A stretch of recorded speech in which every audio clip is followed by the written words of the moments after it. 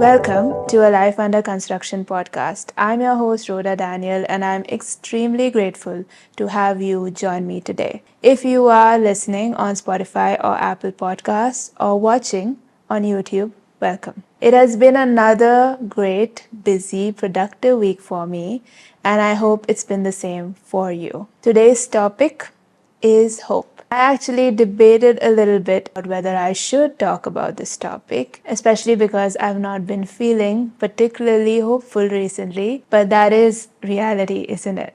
That is life. And it's probably better that it is this Rhoda who talks to you today, because today I'm not the Rhoda who is looking at the glass and believing it to be full and overflowing. Today I'm the Rhoda who can barely see the glass at all. All I see is darkness, but I believe that it is still there. That is what hope is all about, isn't it? Hope is looking at a situation, seeing darkness, seeing nothing, and still believing that there is light at the end of the tunnel. Still believing that everything is going to be okay. Still believing that you're going to make it to the other side and you're going to be fine. Hope is just still believing. So I'm going to start with talking about what not to do when you're running out of hope, because it is kind of like running out of gas in the middle of a desert, in the middle of nowhere, and you're kind of grasping at straws, trying to hold on to whatever it is you can find. And that's where we sometimes can make some mistakes. And I don't want you to make any mistakes. I don't want myself to make any mistakes. And so let's just start with what we should not be doing when we are running out of hope. The first thing to do when you're running out of hope is do not trust in counterfeits. Now, I remember when I was younger, we used to go on a lot of road trips, and sometimes we would find ourselves in the middle of nowhere with no petrol station in sight and no idea when the next petrol station would be showing up. And then we would see this dingy looking petrol station. We weren't really sure whether we could trust the petrol that they were serving. And my dad always used to say, okay, just put a little bit. Let's put enough to get to the next best place.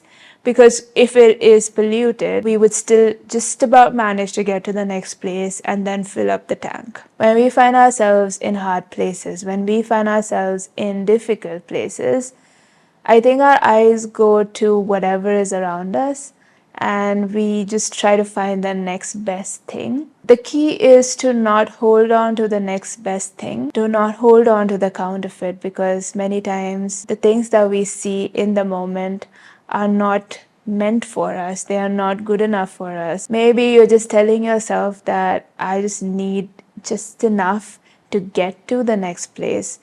But what happens is if you are filling bad petrol in your car, you're not going to get to the next place because your car is going to break down. It's not going to sustain you, even though it looks exactly the same as good petrol would. Life sometimes puts a lot of these counterfeits or fakes in front of us, especially when we are struggling, especially when we just want something to hold on to. And that is where we need to be careful not to grab onto something that is not meant for us. The wait sometimes is hard. The wait sometimes is long. The wait sometimes is frustrating and disappointing. But trust me, the real thing is so much better than a counterfeit. The second thing that we should not be doing when we are in a hopeless situation is to not seek for things that give us momentary pleasures. It is very easy to try to distract ourselves, try to find things that make us feel happy in the moment, to do something that gives us some sense of joy, even if just for an hour or two. But the next day when you wake up, you feel the weight that still remains. You feel worse off than before. So if you find yourself in a place where you just want to feel happy, you just want some flicker of joy in your life, some pleasure, because you've been through the ringer, you're just going through one bad thing after the other, and you're like, when is this going to end? Do not seek after momentary pleasures. Do not reach out to things that are just a distraction in the moment. These can be different things for different people. For some people, it is food. You reach out to comfort food, hoping that it will comfort you in the moment. For some, it is drugs or alcohol. For some, it is relationships that are not good for you. For some, it is other addictions that you know is going to make you feel worse than before. Do not reach out for momentary pleasures. It is not going to solve your problem. It is not going to give you any sense of hope. In fact, it will make you feel even more hopeless than before. The last thing to do when you are feeling hopeless, when you are feeling as if life is not turning out the way you want it to turn out, do not give up on hope. I know that is the easiest thing to do, to say that life is unfair to me, that my life is always going to be this way. And so we want to give up on that hope. We want to give up on believing that everything is going to turn itself around.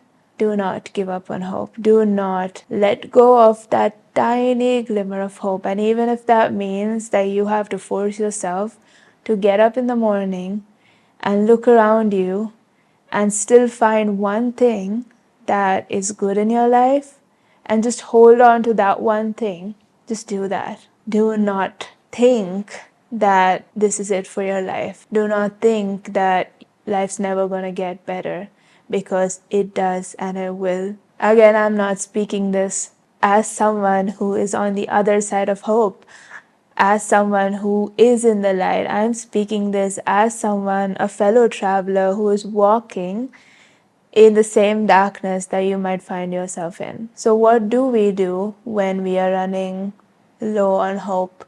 When we feel that our situation is hopeless, when we feel as if life is not turning out the way that we want it to turn out, I think the first thing to do is trust that God is in control. And that faith for me has been really pivotal for me to go through life believing that there is a higher power, that He cares enough for me to ensure that my life will turn out the way He designed it to turn out. Without that faith, it is very hard to trust in life. It is very hard to believe and walk with hope, because then what are you actually trusting on? What are you actually hoping for? So when I believe that there is a God in this world, in this universe, and He cares for my life, and He has made my life or designed my life in a certain way, and not only that He designed it a certain way, but He cares enough for me to ensure that life turns out the way He wants it to turn out, I just need to sit here in the midst of that darkness and trust that He's got it, you know? And when you have that trust, you can walk through life getting up every single day, not seeing anything, and still believing that there is hope. The second thing to do when you're running short of hope is to do whatever it is right in front of you. Do whatever you need to do to get through today. Take it one day at a time. When we look at our lives, I am sure that not every aspect of our life is falling to pieces. There are certain aspects of our life that we can be grateful for. There are certain aspects of our life we do have control over. So when we find ourselves not sure what to do, just do what you can do. Do whatever has been given to you, and do it with all your heart, mind, soul, and strength. Do it with all that you can give, and let the other things take care of themselves. Control what you can control is what I always say. And there are certain things placed in our hands that we are meant to steward. And yes, it might not be what we want. It might not be what we had imagined. It might not be what we desire, but it is what we have. And so whether that is a family or whether that is a job, whatever it is, whatever we have, whatever we can control, let's do that with diligence and just take it one day at a time. If one day at a time is hard, let's do 1 hour at a time. If 1 hour at a time is hard, let's do 1 minute at a time. If 1 minute at a time is hard, just do 1 moment at a time. We just need to get through the next moment and just do it all over again. And when we do that, I think we start seeing other things in our life settle down. It might not happen immediately, but you just do what you got to do. Wake up every day, look at what your life is, what you have been given, be grateful for it, and steward it well. The third thing to do when you are running out of hope is to just wait, is to just give it time. Time is something that truly works magic. It heals, it changes situations. We never know what is going to happen.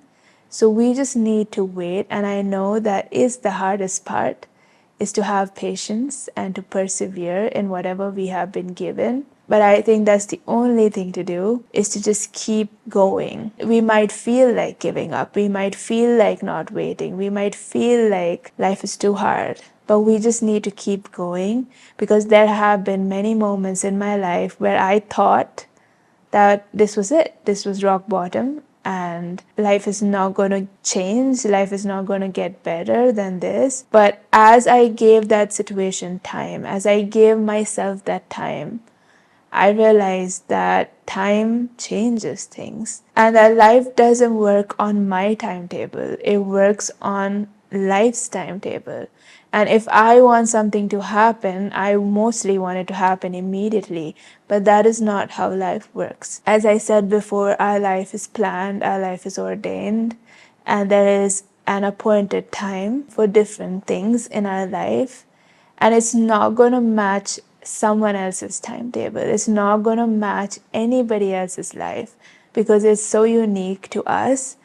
But we need so much patience and so much trust to sit in that situation, see others getting things that we have desired, and still believe that we will get what we need to get when we need to get it.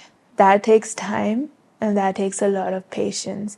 And I think patience is one of the biggest qualities that we can develop in ourselves as we wait, as we hope, as we believe, as we trust that life is going to be okay. Hope is always in the things that are not seen. Hope is not in things that are tangible, that we can see, that we know for sure. Hope is always in things that we cannot see, things that are yet to happen, things that are seemingly beyond our control. And at certain points of time, depending on how hard our life situation is, we might think to ourselves, what is the point of having hope?